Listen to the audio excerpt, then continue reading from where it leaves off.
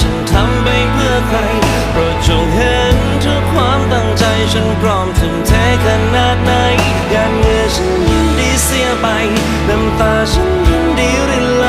ฉันนั้นรักเธอจนหมดใจและฉันรักเธอมากเท่าไรโปรดจงรู้ว่ารักของฉันนั้นมันอยู่เหนือกว่าศรัทธาไม่อ่อนล้าและการเวลาไม่อาจจะทำให้